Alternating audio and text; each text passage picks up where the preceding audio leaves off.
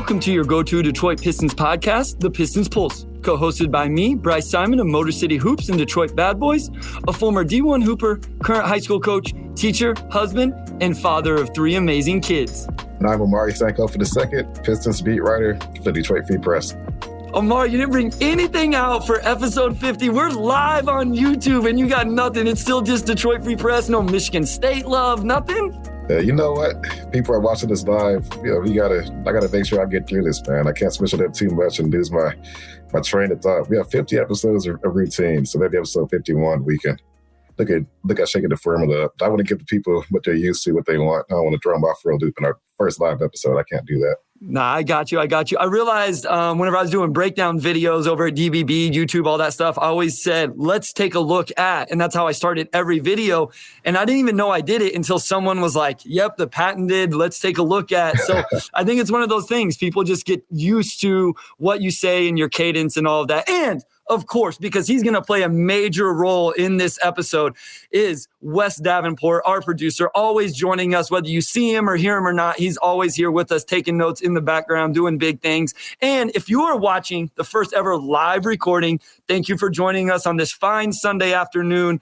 Ask us questions about what we're discussing. Anything you have about the Pistons, any questions for Omari and I in general. If you're a regular listener, you know we love to talk about chips on sandwiches and, you know, our life and everything. It's snowing in Kansas right now. I don't know what the weather's like in Michigan, but this is your chance to get raw reaction and opinion, Omari, because, you know, one thing both of us, we prepare, right? So usually we have outlines, we have mailbags, all of that stuff ahead of time. And today's episode, Wes is going to drop a question into the feed, and we're just going to have to answer live and in the moment.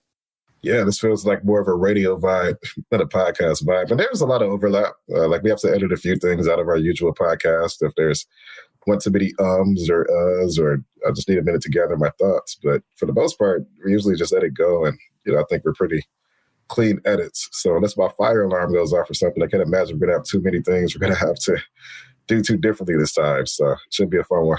And I see the questions are already rolling in. We will get to these guys. We're going to give you a chance we're going to get the episode going, and then we will get to those questions. And if there's something we're talking about, last night's game, that we're recording this Sunday morning, of course, this is going to go out on podcast on Tuesday. So for those, we got to let know what's going on here. We're recording this Sunday afternoon, so it'll be before the game on Monday. The Rockets game happened last night, Omari. That game did happen, and I guess we got to start there.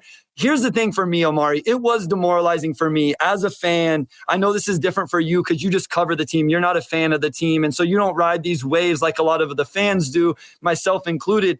But I was demoralized by that mostly because I thought it was a win the Pistons needed, that the win they could get, and the Rockets were so depleted, and it started off so promising. Yeah, I don't think there's any way to sugarcoat that game. It was a complete flop for the Pistons. The Rockets have no Jalen Green. They have no Şengün.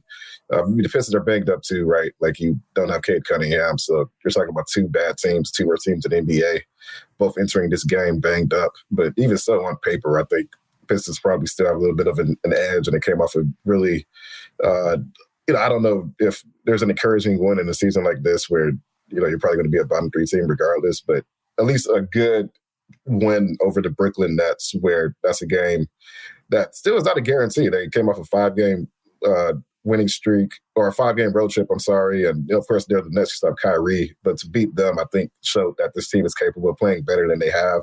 And then to come home and lose a game like that against the Rockets 2 days later is it's not good. It's just not good. No matter how you cut it, there's no good way to explain what happened at the end there when you're giving up those offensive rebounds, and a lot of those 50-50 plays you need, just effort plays, were not there. So, of course, I think a lot of people have been kind of frustrated in general, and that loss highlighted a lot of reasons why people are frustrated. Is because it's one thing to lose. It's another thing to lose to a team in the same boat as you, and they just out-hustle and outplay you.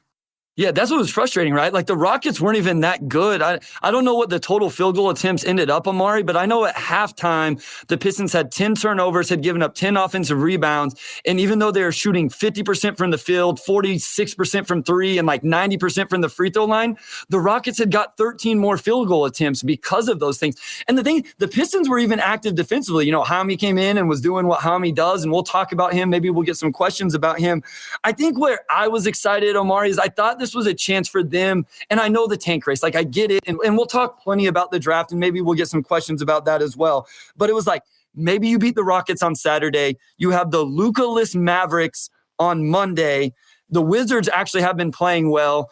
But then you had the Hornets coming up after that. I was just like, here's a chance to get some like real momentum, you know what I'm saying, going into the trade deadline. And I can't help but wonder if maybe this team is such in flux right now. Like, you know, it's been a tough season. You don't know what's going to happen at the deadline. They're, you know, do they just want to get through all of this?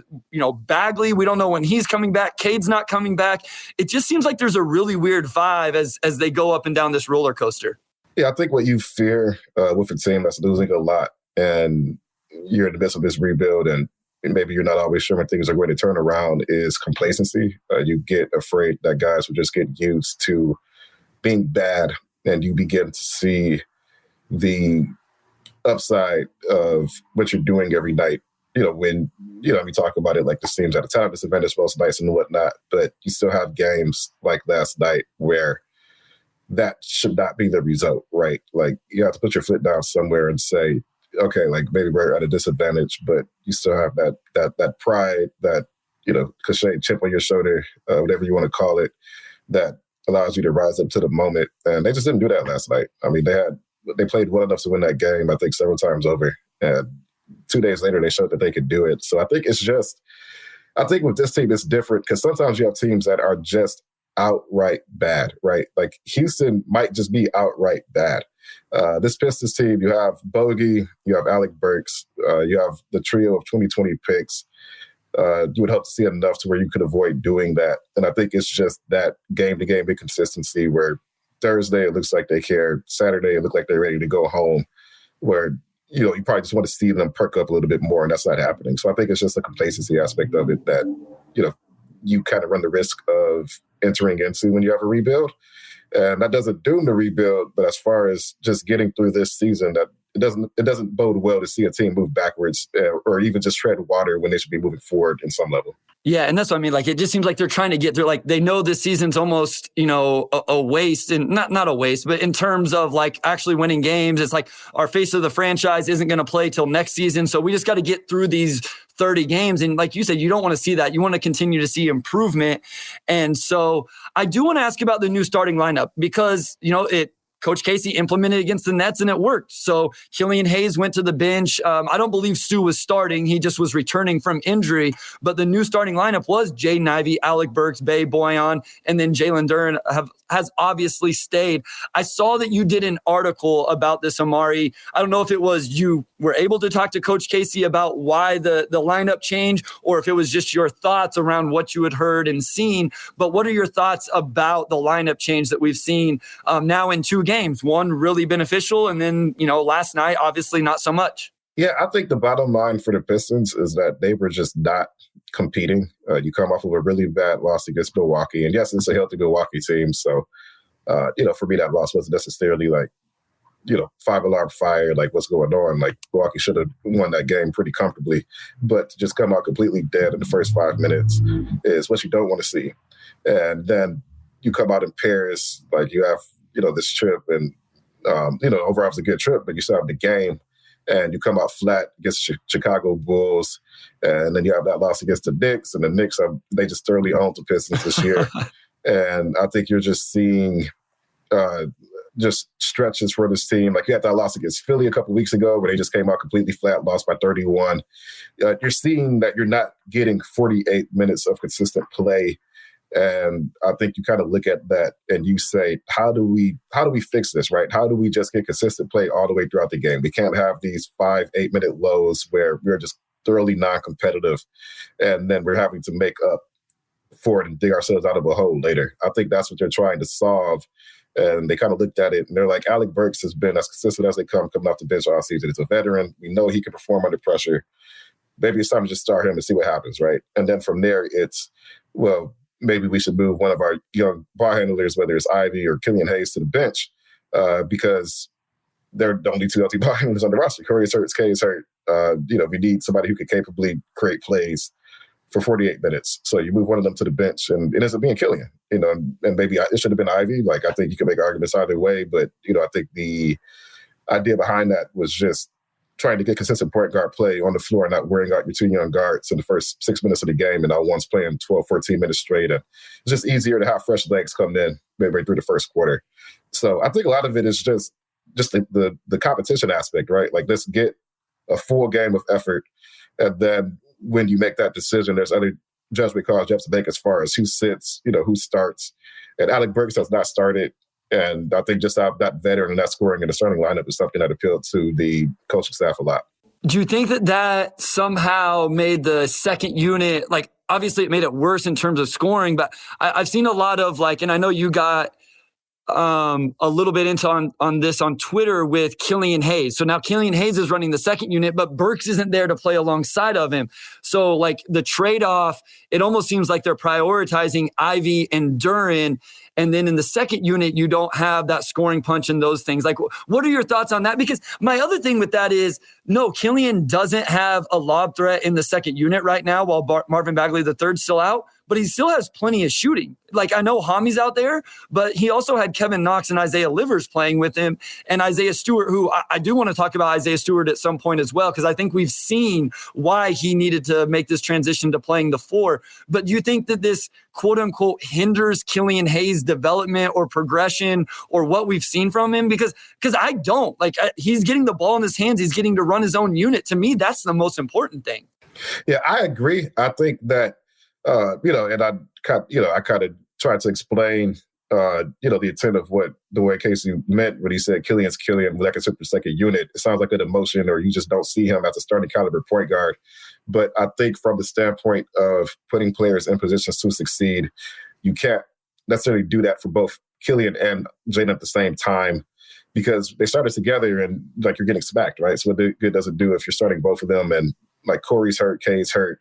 You're not getting that 48 minutes. So one of them has to come off the bench. I think that's where it starts, right? It's not necessarily we want to not reward one of our young guards. It's just we need one to come off the bench because they're the only two point guards. And Ivy really is still growing into that role, right? So, I don't think it was necessarily done. Like, I think some people see, like, maybe malice or negative intent behind that, moving Killian to the bench. And I don't think it's that. I think I agree with you. It's just Killian is the best playmaker on the roster. Ivy is a capable scorer. He could make those passes, but you probably need more spacing around him for him to maximize that. And Killian can move the ball regardless of who he's on the floor with. We've seen that over 3 years, that if the scoring isn't always there for Killian, he's going to compete on defense, and he can still pass and move the ball. And he's still doing that off the bench down. He still scored 16 on Thursday. So I think it's just an awareness of, Killian is more suited for this role. We don't want Jaden Ivey to come in with the second unit and he doesn't have spacing. He doesn't have this and that. And he already has some playmaking things he has to iron out. So why make it harder for him when we know Killian can probably handle it? And I think you look at Killian's numbers since he entered the starting lineup, they're good, but he's still shooting around 42% overall, 25% from three in that span. So he's not setting the world on fire. He's just been a good guard. Like, he's been a pretty good starting guard over that stretch. He's not like a player who's necessarily going to single-handedly win you games. So I don't think the logic is inherently flawed to bring him off the bench, giving that in the long run, he probably settles in as a bench guard for this team.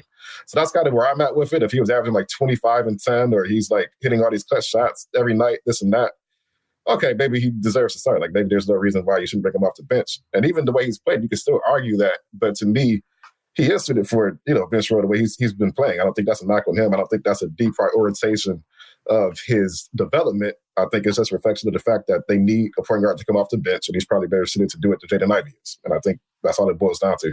Yeah, I mean, I think we're in the same, and I think that's where the disconnect is. I think Killian has given us a lot of hope, and rightfully so. He's played in so much better over these 30, 40 games that we've seen after the slow start and then his previous 2 seasons. But I think both of us still feel like he settles in as a second unit point guard. And again, there's nothing wrong with that. Like, I think you need a really good backup point guard, someone that can come in and guard the three-point shooting, especially the catch and shoot has gotten good so he can play in the playoffs. Like, he may be one of those guys where I think Hamidou Diallo is a regular season valuable player and why I want the Pistons to bring him back next season. Killian may be one of those guys that's better in the playoffs and maybe get more minutes in the playoffs when the game slows down, defense matters more, etc. And we're going to get to all of your questions, especially when we come back for segment 2. So if I know some of you got jumped by the one one we got from Jacob, but his applies right here in the moment. He said, Bryce, as a coach yourself, do you believe in maximizing one lineup at the expense of another lineup like this? Or would you rather have more balanced productions from starters to bench? I'll be honest.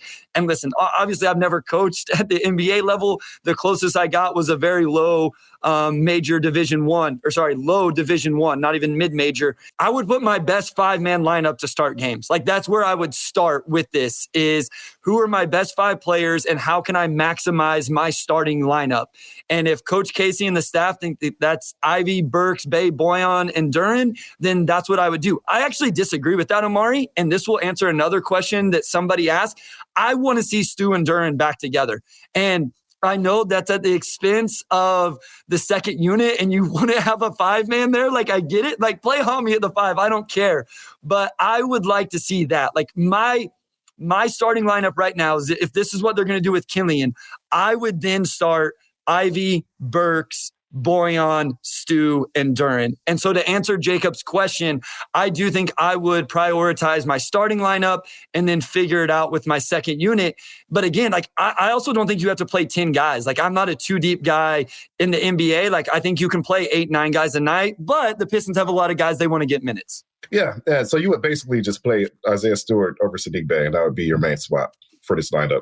Yeah, and I think it serves two purposes, Omari. One, it serves more than two. It gets Stew at the 4. It gets that front court pairing that I want to see. And I think it moves Sadiq Bey to the ultimate role he's going to play with this team, much like Killian, which is coming off the bench. Yeah, and I think that's fair. And I think that, at the end of the day, this roster is just not built to succeed when it comes down to it, right? Like, you don't have Cade, and no matter what you do, somebody's not going to be in their perfect role. But I think for Killian, long term, he has to show that he could thrive under any circumstance, because typically role players in the NBA don't get to dictate whether they start or come off the bench. They just accept the run that they're in because they're a role player. If Killian finds another level and he is now shooting like 47% overall, 39 from 3, or he gets to the point to where it would just be absolutely foolish to bench him, I think that's another thing. But let's see if Killian gets to that level first. I don't think I don't think anybody on this team is good enough to have immunity from coming off the bench, and that includes Killian. Like, this team has 13 wins. I think Killian's been good. He's been good for about 10, 11 weeks now, and it's fantastic. It's great for him. It's great for the Pistons. But you have 3 healthy guards. 2 of those guys are leading playmakers when I have to come off the bench.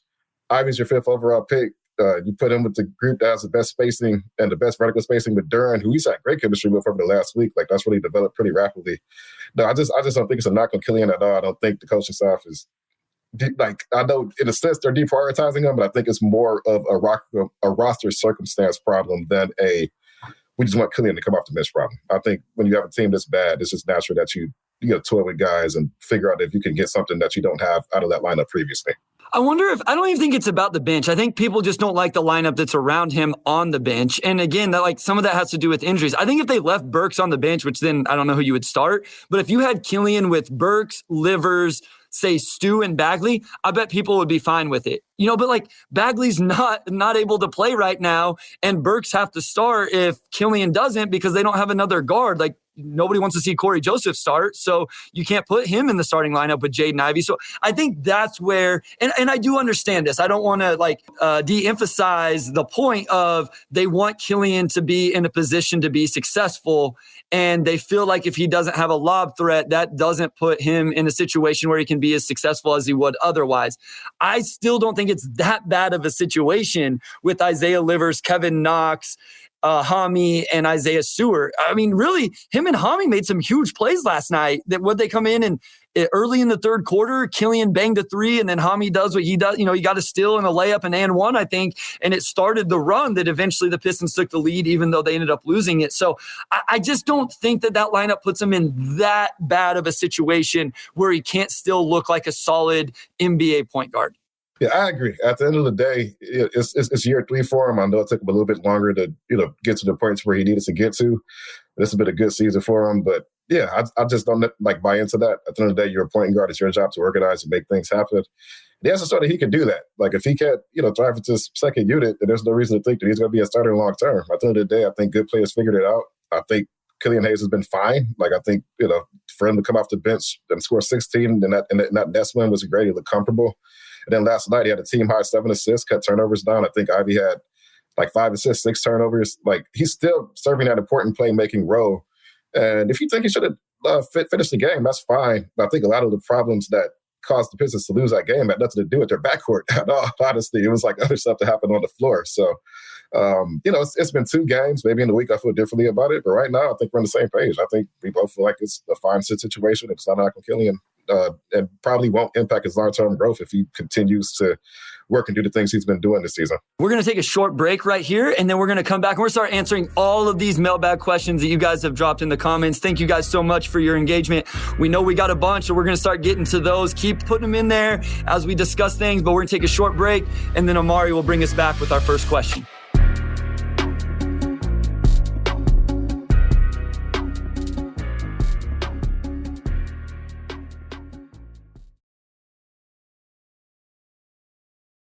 All right, we are back here with segment 2, and we are going to dive into our first question. Yes. So first question, this is from Alfonso Lafort, and I wanted to start this off more on a little fun note. So he says he's going to Detroit from Chile next year, wants to know when's the best time to come see a Pistons game. That's tough because it's like cold when the Pistons play. So, like the best time to come to Detroit, to me is like May through September, maybe October if you have like a warmer fall. So, you get some good summer weather, or, some good fall weather, or the good part of spring, not the part of spring that's like fake winter. But as far as the best time to see a Pistons game, I would say either right at the start of the season or like maybe toward the end. Like for me, it's just like a weather thing. You're coming from Chile, like you're going to come here and probably anything under 50 degrees is going to be freezing cold. So, if you can deal with the cold, then honestly, just come whenever, like everything will still be open. If it's a good game, the atmosphere will be great. I don't think you could really go wrong. If you want to cut out like the really awful part of winter, I would say either as early in the season as possible or as late in the season as possible. Like that whole late November through early March stretch is going to be pretty bad weather-wise, more than likely. Yeah, I mean, if you've seen the pictures from the photo shoot that Omari and I did in November, is that right? Wasn't it November? It was November. Yeah, it was like 30. It was like in the mid-30s. Like you could probably see how cold I am. Like my face is all glossy looking and a little puffy. Like I was struggling that day, but it's all right. It's all right. We have to do it for the promo. Omari shivering a little bit, yeah. a tear rolling. It's not because it was an emotional photo shoot. It was because it was freezing. And I remember whenever me and my wife, we came out last season, the first time, our first trip to Detroit, we got out of the airport and it just hit. And man, it was so cold. And it gets cold in Kansas, don't get me wrong, but it definitely hit different. We're coming in April, and I'm hoping that it's a little bit warmer. But yeah, if you're coming next season, then hopefully the team is competing all year long. But I will say, like, it seems like the excitement at the beginning of the year is always really, really cool. And so I would say come out. I've only been to Detroit a couple times. I'll tell you this, Alfonso, both trips have been incredible. The people are so nice. Like everything has been awesome. I get super offended when people, make their comments about the city and different things. Every city has parts of it that are dangerous or whatever, but like I've had nothing but great experiences with the city of Detroit, the people of Detroit. It's been awesome. So you definitely need to make a trip out and visit, catch a game, and make sure you shout out Omari and I when you're there. So what we got next, Wes?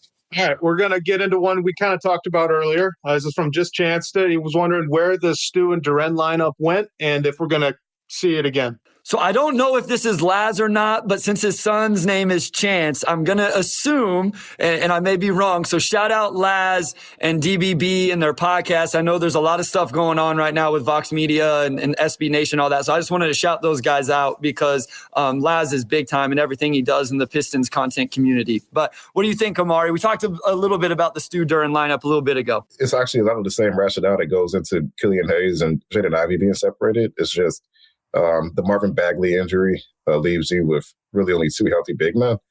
And they do want to get a good look at Isaiah Stewart and Jalen Duren together. But when they're your only 2 healthy centers on the roster, well, you also have Nerlens Noel, but I think it's clear at this point that Nerlens is the emergency guy.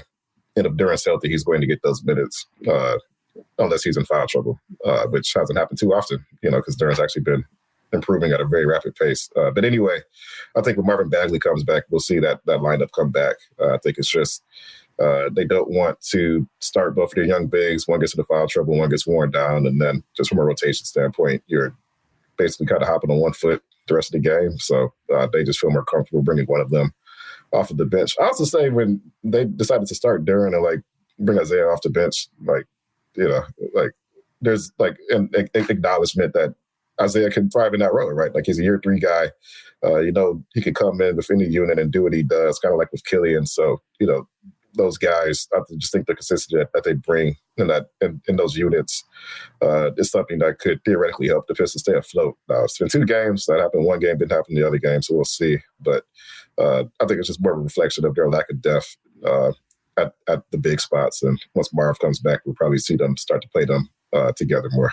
Well, hopefully it speaks to the versatility that Stewart is going to have long-term in terms of being able to come in, play the 4, whether he starts at the 4, if he eventually becomes like the 3rd big on a team, but he can come in, he can play at the 4, he can play at the 5, he could start at the 4. Like hopefully that versatility is there. I also want to ask about Stu in general, Omari, because I do think we've been able to see with him playing more minutes at the 5 that he needed to make this transition to the 4. That it was important for him, especially offensively, because at the end of the day, as much as I love Stu, as much as everybody loves Stu, and rightfully so, we've seen him not be as effective catching the dump offs from the dunker spot, pick and roll situations. Like his hands aren't always there. He doesn't have that super explosiveness. I know he can get up and finish them at times, but like I just think he's definitely gonna make more of an impact playing on the perimeter as a 4-man, and he can do it as a 5-man as well. But I think this has shown why it was so important for him to develop that perimeter game. I think there's been a little bit of a misconception about like Isaiah Stewart's game and what he's good at on offense, where like he's like this big, strong dude, and you know you would think he would be really good at finishing in the paint, but he's not. He's actually one of the worst bigs in the NBA at finishing in the paint, and that's just because he doesn't really have vertical pop, and that's just like he's kind of just standing amongst trees down there. Like that's just not.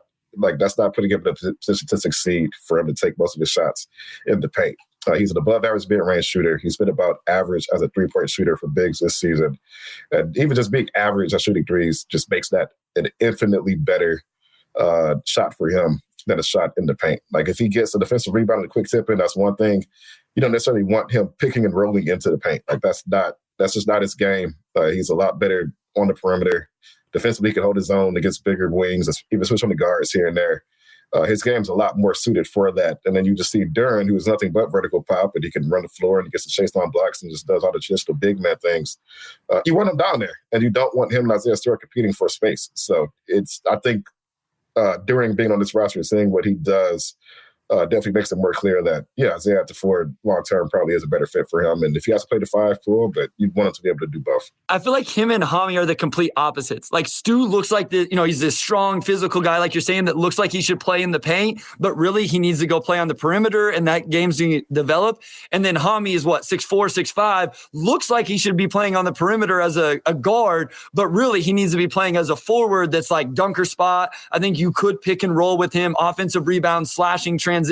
It's almost like their body types tell you one thing, but their actual physical abilities and skill sets tell you they should play the complete opposite way. And I know we've talked about Hami. I wanted to bring him up just in case nobody asked a question about him, because he's been playing really well. And like, I hope someone has a receipt about me. I loved Hami when Troy Weaver traded for him, and I left Hami for dead this offseason. I put him out of the lineup, out of the rotation. I was all in on the Isaiah Livers hype train, and I wasn't worried about him getting minutes. And like, he has proven me wrong for forgetting about him. Yes, it would be great if he shot it better, but again, he is a guy I want to return to this team next year, Omari. Even if he's not in the top 10, he is a guy that in regular seasons, it happened last night. He brought energy that helped that team get back in the game, even though they didn't win. And I think that's going to be important for a team the next few years who's literally trying to win every single night to make their way into the playoffs. No, absolutely.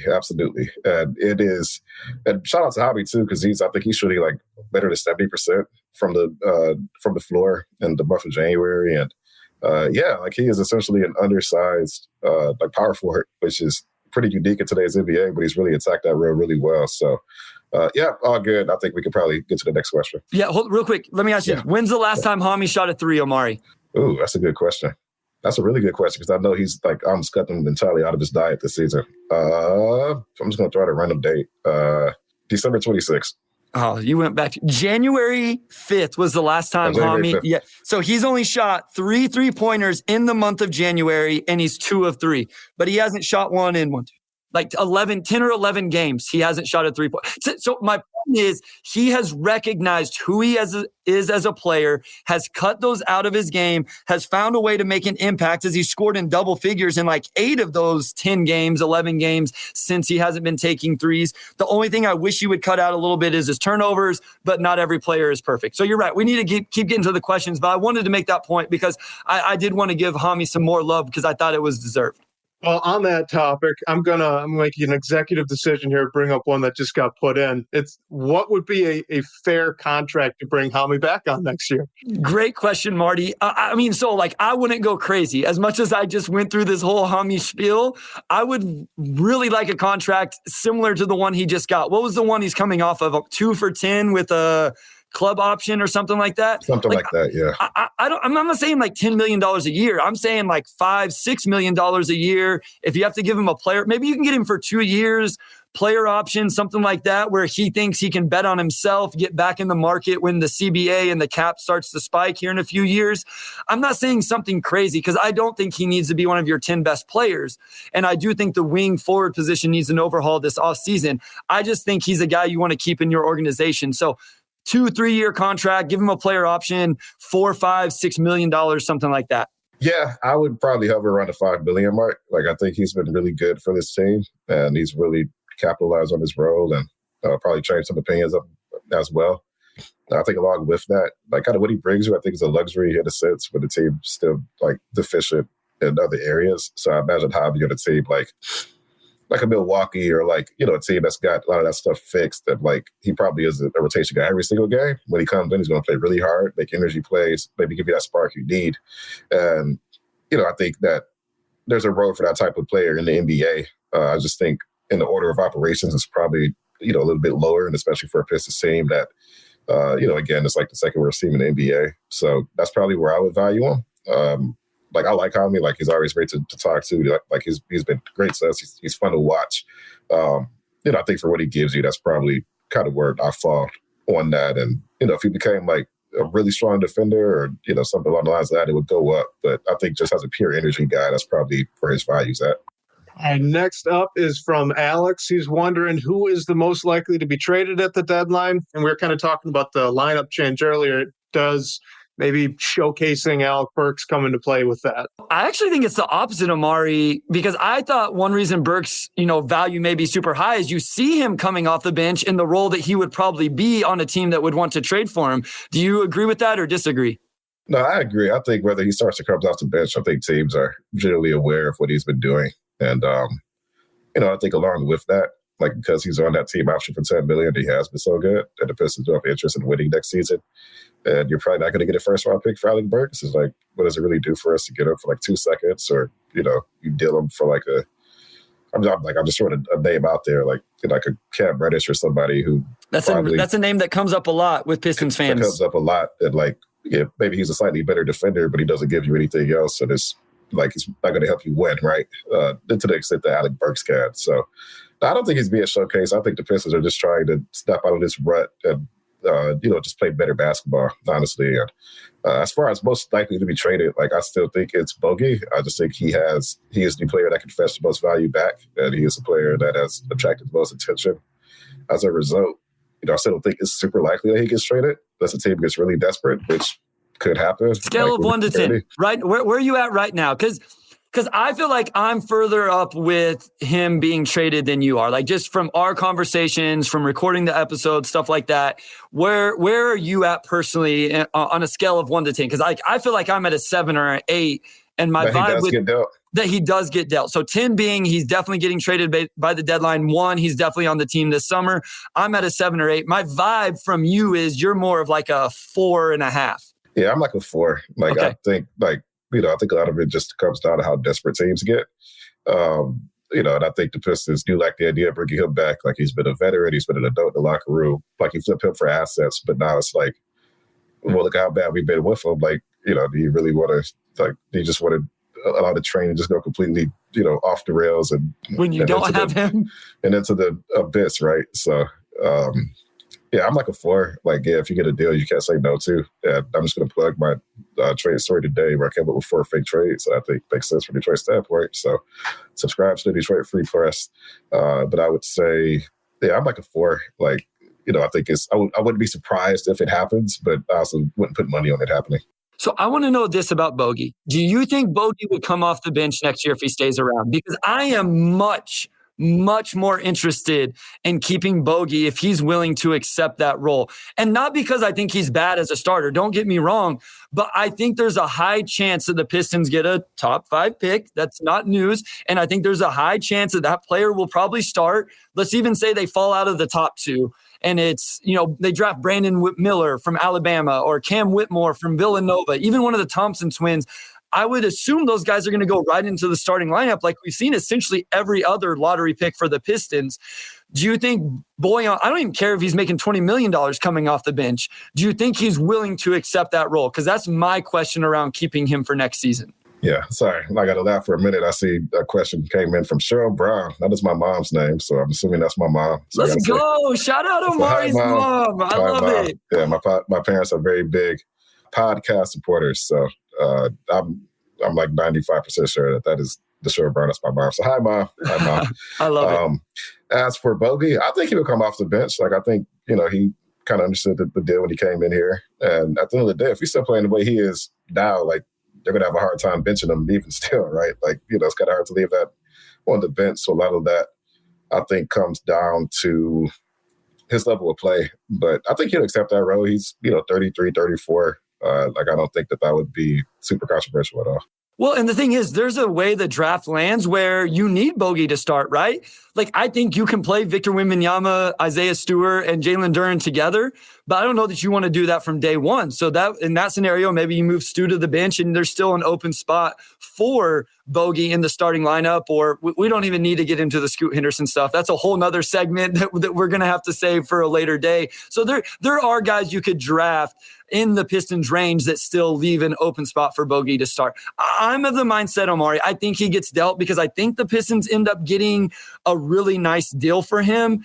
But if it's not like an unprotected, legit first-round pick, not like into the first round, and another asset, whether that's another future first or a young, like legit young prospect, someone that's somewhat decent, then I think I would just keep him as well. Keep him into the offseason, see what materializes there. If he starts the season on the team next year, so be it. We've talked about the contract and how good it is.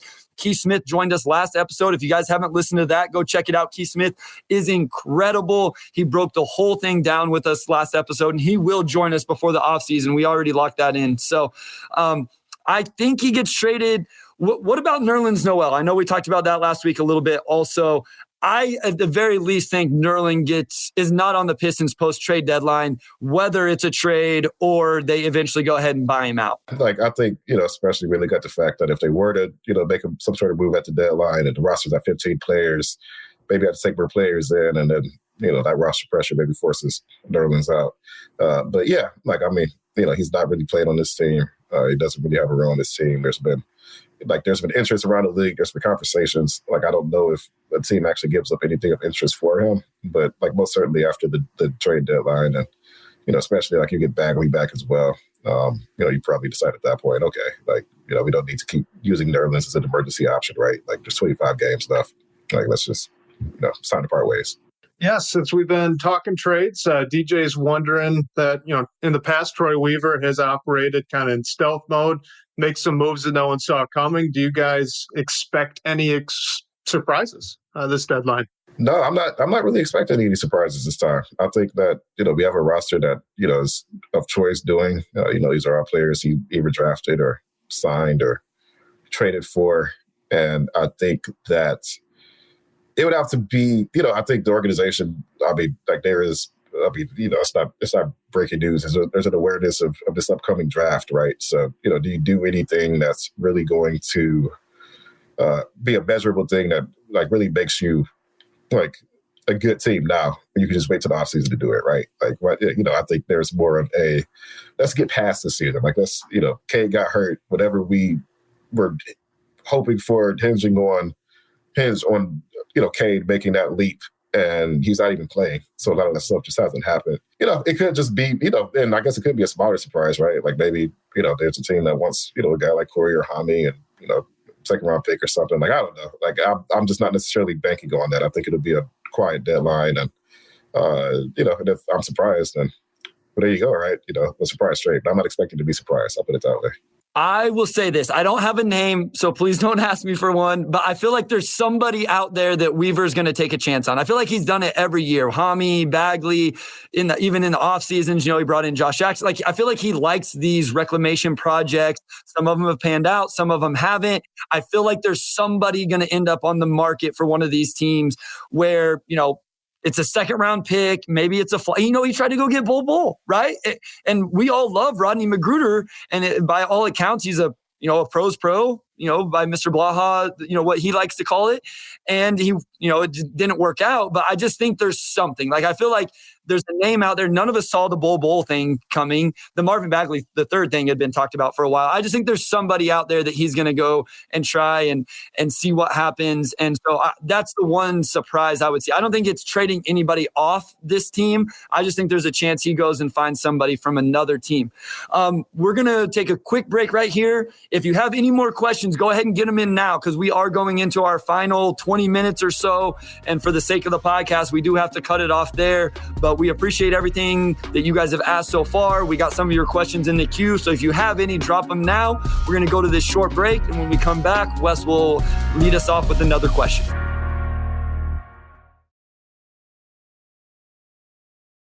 All right. We're back with segment 3. And first of all, we got a lot of questions. So thank you, everybody who tuned in. Like, we're just overwhelmed here. So we may have to go a little bit more rapid fire and maybe go a little longer segment 3. But all right, Wes, take us away.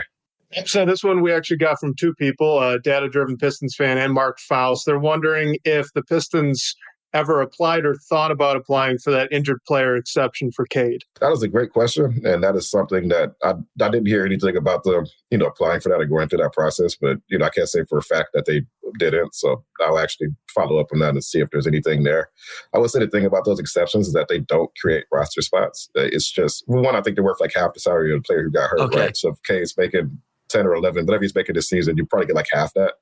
And then second of all, it doesn't create a roster spot. So to use that, you have to part ways with somebody else. So my guess is that they probably didn't go through that process. And it's probably just because it's like, okay, got hurt, but who do we cut to, sign somebody else? And at that point, I think it becomes a very different type of math, right? If you get an extra roster spot from it, that's one thing, but not getting that, that probably lessens the incentive for the Pistons to do it, given that they're not going to meaningfully compete for anything this year.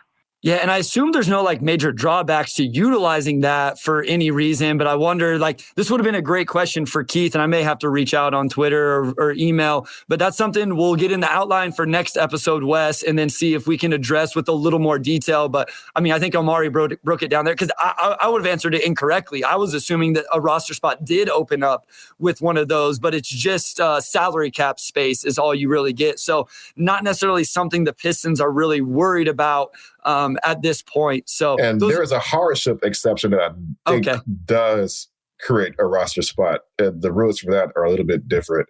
Yeah, this would have been good for Keith, because I am not, the salary cap has so many, different aspects to it. There's some stuff you don't even think about until you have to. And those rules are kind of one of those things. So definitely something we can follow up on later. So just a good question. A quick Google search of the hardship, that has to do when it's multiple players, though. Mm-hmm. So it's not just one. So multiple players are sick or injured for longer than 2 weeks. And so that wouldn't really, even though they have Cade and Bagley, maybe at some point there was all those guys were, injured together, but it may not have even been 2 weeks. So that probably didn't come into play with this scenario. But those are great questions. I love when we get into that type of stuff. I love that our listeners are that into the roster construction of the team. So great stuff from Data-Driven Pistons and Mark Faust.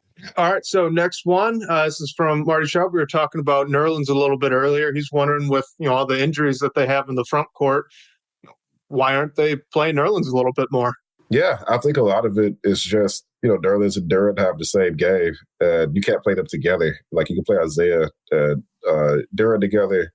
You can't play Duren and Nerlens together. And you can't play Nerlens and Isaiah together, but that's going to come at the expense of Duren. So I think it's just they have Jalen Duren. They want to give him all the opportunities, and he's improved at a pretty rapid pace. You can play Nerlens, to get maybe a little bit more defense and make the team more respectable now. But long term, those are reps that Duren can get. I mean, yeah, he's a rookie big. Like, he's not going to be great on defense right off the bat. But those reps help him down the line. I think it's a developmental season. Nerlens, he was, included in the trade with Alec Burks. And like he said, just like a pro, he's been good. When he's played, he's been good.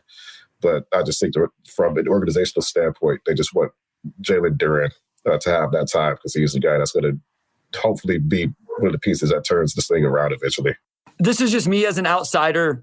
And I've said this multiple times. Omari doesn't tell me if he does know more than what he tells you guys. Omari does me. I don't have a text message, Shane, with Omari telling me all the trades that are coming in. Like, I don't know anything. So this is just me as a fan, just like all of you from the outside. Like, I just feel like there's probably an understanding between Nerlens and the organization that like, there's not a whole lot of reason for Nerlens to play for this team. I don't know that Nerlens is necessarily interested in playing for this team. I'm not saying that in a bad way. Like, I'm not trying to badmouth Nerlens Noel at all. I'm saying like he may not see the point. There's no long-term future with him and the Pistons. And for the Pistons organization, like Omari has outlined, there's no incentive for them to play him, especially over Duren, and only if they absolutely have to. Because the other thing is, even though they're playing small, if Nerlens is playing in the second unit, let's take last night, for example, Omari. If Nerlens plays in the second unit, that means one of Hami, Livers, or Knox doesn't get to play. So while, yes, maybe the size of Nerlens and Stewart together in the second unit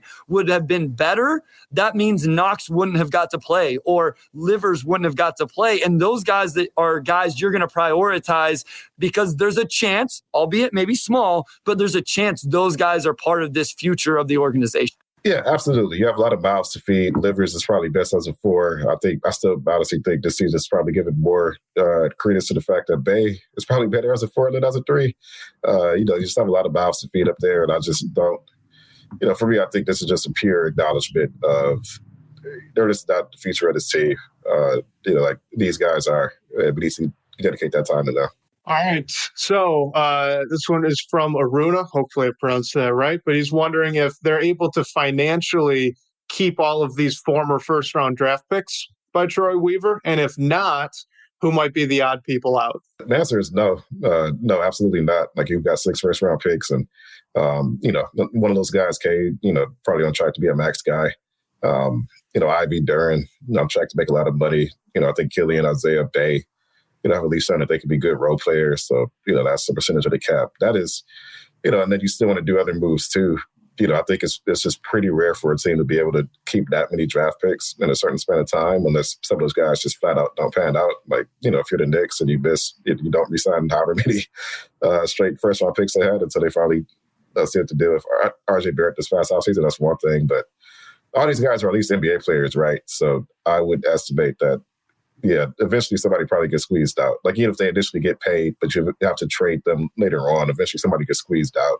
Who are the odd people out, and does it change based on who gets drafted? Second, well, Bryce, first, I'll let you go before I belong to the first half of the question. Yeah, so I just want to say, if they do, it's either a really, really good thing because they all panned out to as good as possible and they didn't have to bring in anything from the outside. Like, Cade's your number 1, Ivy's your number 2, Duren's your number 3, Stu is a starting 4-man, Hayes and Bay are players 6 and 7 off the bench, and they all reach like max potential, and all you had to do was re-sign them. You can use their bird rights, you can go over the cap, et cetera, and everything was great. I don't think that's going to happen. Or it was really bad because you didn't have to pay them very much money because they didn't come close to living up to expectations. I don't think either situation plays out. I think what Omari said is what we're going to see in terms of some of them, Cade's going to end up being a max guy, Ivy, Duren, and then some others, maybe even Ivy and Duren, I guess, end up being part of a trade that gets you somebody that's a bigger name, et cetera. So I think that's probably the scenario that plays out. I love this question. This is a really good question, by the way. Yeah, no, that is a really good question because these are, the team's going to start having these conversations. Having these conversations now in this offseason because those 2020 picks are essentially eligible, so we're really going to see that kind of dial turn up on like, oh, okay, these guys are on rookie deals. Like, it's time to start making some tough decisions on, like, financially what makes most sense for this rebuild, right? So those conversations are really, this is the right time to start talking about it. Like, the odd people out, I think some of that does change based on who gets drafted, right? Like, if you end up with another wing, then it's like, okay, we have Bogey, like we have Bay, like we have Livers, like, that room starts to get crowded. You got another big, you have Duren, you have Isaiah Stewart, now you have another big, like there's some things to figure out. Like you draft Scoot, right? You just drafted Cade, Killian, and Ivy. And that's probably one of the more likely scenarios where you have 4 young ball handlers. And yes, that's a lot of roster spots for guys who have overlapping skill sets, right? And that's tough. I think there will be people out, but I think it's hard to say who that would be without knowing who the picks will be. So I think as the roster stands now, like I think all those players fit to various extents. I think after this upcoming draft, probably not. So it just largely depends on if they draft first, second, or third, to be honest with you. I would say Hayes and Bay probably are the most likely if I had to like rank them. And again, I want to emphasize, I like Killian Hayes a lot, and I think he's a really good second unit point guard. And I probably have more questions around Saddiq Bey than any of these guys right now. I don't think Cade's going anywhere. I think the organization loves Isaiah Stewart. Now, if you draft Victor, that might change, Stewart's standing in the organization, because now he's definitely coming off the bench unless Victor does play at the 3. I think Ivy, especially if it would happen anytime soon, only gets moved because you draft Scoot. You try to play those guys together. Scoot is a stud, and it doesn't, it's not necessarily working out. I think that's a scenario where maybe Ivy gets moved for a really good player or something like that. But you're right. I still think, and I feel like, I know fans hate this. I hate saying it because I feel like we've said it every offseason for 2 offseasons. There's going to be so much learned this offseason with all the cap space, the next draft pick, Cade coming back from the injury. And so a lot of it's still a little bit in flux. But if I had to answer, I would say Hayes and Bay. And I would probably lean that way too, just because this team is still in a state of just needing star talent, right? And you're probably going to want to gamble for upside. Ivy has the upside, Duren has the upside. Isaiah Stewart, like he is who he is, but I still think just from a pure defensively malleable big who get 3 standpoint, like he could be your Grant Williams, and you need that. I think Bay, what he's done so far is you could probably find that in free agency, and not have to overpay for it. And Killian as well. I think if you have all these guys who can handle the ball, and you just need a point guard who's played at the level Killian's been at, you could probably find that and not spend a lot of money. So, like if you had that to rank, that's probably where you lean. But I think that's ultimately impacted by where that pick lies, because I still think those are guys you should probably try to keep around if you can. Like, maybe, they're not going to be like those like absolute tier 1 guys that you need to like win, but they're still pretty good NBA players, and they still have upside in front of them. And to me, I think after this upcoming draft, I have a better idea for that hierarchy kind of falls. All right, Wes, we probably got time for 2 more, and then I have one that got sent to me directly that I want to finish off the episode with. So we'll do the 2 you have, and then we'll finish it off. I think, Omari, you should read this one off, though. All right. Is Bagley a long-term keeper from Cheryl Brown, my mom? The interesting thing about Marvin Bagley is that, like, at first he came in at the trade deadline last year. He gave his team the athleticism it needed. He fit pretty well. When you are able to acquire Jalen Duren on draft night, now you have him and Bagley in the same roster. You have some things that overlap. I'm not speaking for Troy, the front office, when I say that, maybe what Bagley's giving you beforehand changed how you have Duren, but just from a person who covers the team, and you can kind of see this straight up, right? Like he has a little bit more of an awkward fit as a big that, he doesn't shoot, and he doesn't give you a lot of defense as well. So, you're giving some things up because Duren does kind of give you that athleticism element that you need. So, I don't know if I necessarily, I think a lot of that comes down to how well he plays when he comes back, but this hasn't been the season he needed. And long term, I don't know if I'll put him in that long term keeper category, especially since he's one of the contracts on the roster that, if you need to get a deal done, he's kind of in that sweet spot, right? Well, first, Ms. Brown, thank you for the question. You've raised a great young man. Omari's became he's a great co-host and a great friend. And thank you for listening. And I do want to shout out my family. If they're still listening, my wife and the 3 kids, Rowan, Raleigh, and Royce, were all watching. I doubt they're all watching because they're 8, 6, and 3, and they don't set for an hour. But shout out to them. Mrs. Brown, I do not think he's going to end up on the team long term. I think he gets moved as not a salary filler because he is a valuable player, but he has a $12 million contract that I do think ends up being part of another trade. And I don't think you can play Bagley and Duren together at all. No. Also, some of it is that, somebody mentioned this in the comments that Duren, like I'm trying to read the YouTube comments a little bit more. I'm going back and forth, but that Duren, like I don't think people necessarily expected him to be a pretty good starter this early into his career either. He turned 19 2 months ago, so it's a lot of things that have happened that you can't really predict when you sign Marvin Bagley, and I think what was previously an environment he could thrive in is now. You've got this young athletic big man who's clearly the future. So, something's got to give long term, right? So I'll be curious to see how that shakes out. But he doesn't strike me as somebody that they could keep long term, just looking at the priorities of the roster as a whole. Last one from the chat. This is actually one we were thinking about talking about anyway. So curious to get the thoughts on the team's body language and, the visible frustration just about most of the guys and also the usual suspects. He says Hami, Bojan, and Ivy. This goes back to the Rockets thing from last night that I did want to mention. And that's what I think made that loss even worse was you could see how dysfunctional the Rockets were. Like you could hear on the broadcast for whatever reason and I don't always listen to the audio, but last night you could hear dudes yelling at each other. Like when Livers poster dunked Bruno, I think it was Garrison Matthews was like, help Bruno. I was like, bro, you just left him out to dry to get posterized by Isaiah Livers. JSJ got a block and you heard, his trash talk, but you could just hear dudes yelling at each other and how dysfunctional that was. I do want to talk about Jaden Ivey specifically. And I don't think this is an overall a bad thing, Omari. I don't think players who wear their emotions on their sleeve is a bad thing. I love emotional players. The game, all sports, all things in life. Like this podcast brings out emotion in me. Like I'm sure my heart rate is way higher over the last hour than it was, 2 hours ago, or it'll be later today. But you have to be able to control that a little bit. And with Jaden Ivey, I feel like when it's going well, he's a lot of fun to watch. But when it's going bad, Omari, like the body language stuff is really, really bad. And it obviously rubs some of his teammates the wrong way. I'm not saying it's like, oh my gosh, you have to trade him. I don't want to make it too big of a deal. I think it'll actually be better when Cade is around and you have that leader. But I do think it is just something to mention and something to monitor. Yeah, I agree. I think it stands out more now because we hadn't seen a lot of that, up until this season. So you add a player who does wear his emotions on the sleeves a little bit more. And it sort of contrasts with, I think, what people have gotten used to watching. So I think that's part of it. And of course, we have one guy who acts out a little bit more. Other guys are going to react, and then it's like a chain reaction, right?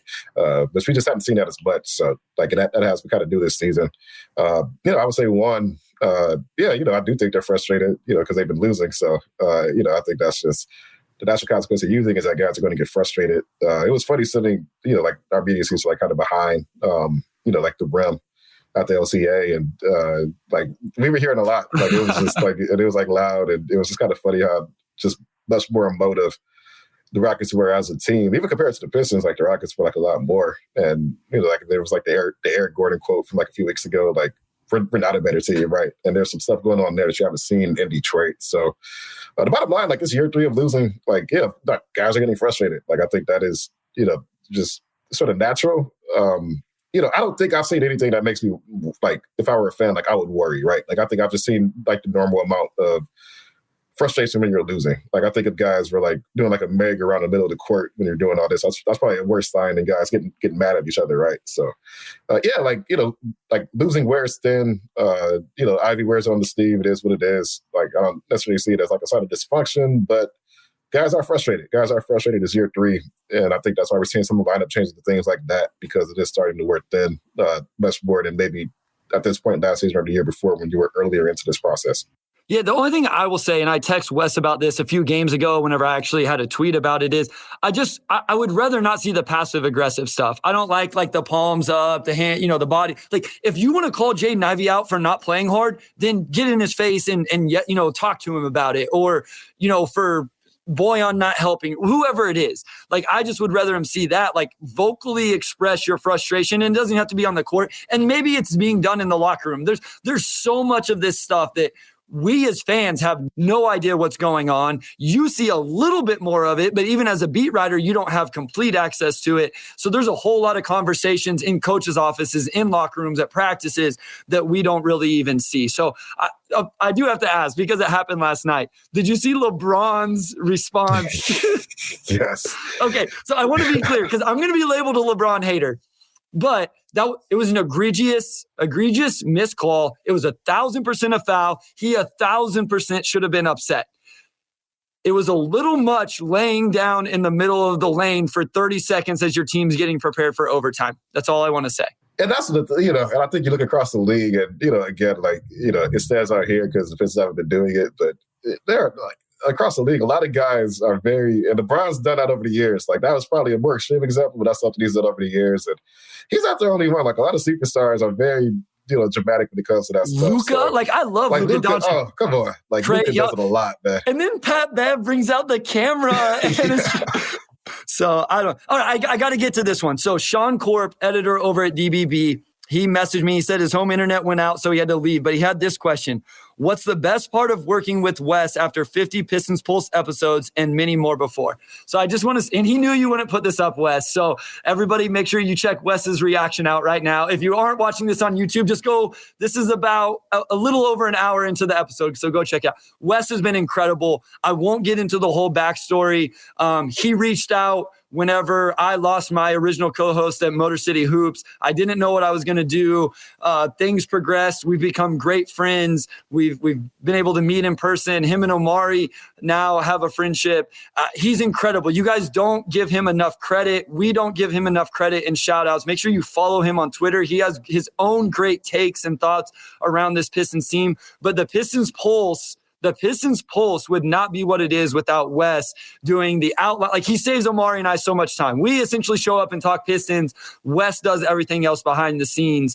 And I just want to say, 50 episodes. This has been even better than what I could have imagined. Like, I was so excited when Omari actually responded to my request, 12 months ago. The fact that it's turned into what it is, that we're live on YouTube right now, recording with the backing of Detroit Free Press with a Pistons beat writer. I know Wes and I talk about this all the time. It's extremely surreal for us. But even more than just the podcast, the friendship with Wes, the friendship with Omari, I can't emphasize it enough. Like, it's been an incredible ride, and I can't wait for 50 more episodes. Yeah, I mean, we always shout out Wes at the end of our podcast, and, you guys, hear his voice pretty frequently. But Wes is the engine for the pod. Like, he keeps us alive, he keeps us organized. I don't have a podcasting background. Like, all this past year, this has all been due for me. To be able to lean on Wes, Bryce, like, these guys are pros. They know what they're doing. Like, it's been, I feel like it's been really easy for me to just kind of slide in and, just have a good podcasting environment, right? Because these guys are professionals and, like, it's going extremely well. I think from, day one. It's been cool seeing a lot of long-time listeners in here as well. 50 episodes. It's weird. It feels like this is like the 120th episode. Like, it's like 50. Like, I feel like we've been like 100 of these already. Like, such an awesome milestone. And this was a lot of fun. Like, we have more stuff, more announcements coming up that we were all extremely excited for. So, yes, I think it's very fitting to end this with some Wes love. So, hey, we appreciate you, man. Thank you for everything you've done. And here's to 50 more. Thank you, guys. Really appreciate it. It's a blast. Omari alluded to it. We do got some exciting news. We can't let you know, but here, just keep your eyes and ears open over the next couple weeks. We got some pretty cool stuff coming up. This was a lot of fun. Thank you for everybody that tuned in. If watching on YouTube, if you're listening to the podcast on Apple, Spotify, Google, wherever you listen, give it a rating, review. We appreciate it. We'll shout you out on the next episode. Omari, take it away, my guy. All right, awesome. Big thanks to our editor, Robin Chan, who really did a lot to help us organize last week. So thank you, Robin. Shout out to our executive producer, Anjanette Delgado, and our sports editor, Kirkley Crawford. Also, one last shout out to Wes Davenport. We'll talk to you all next week.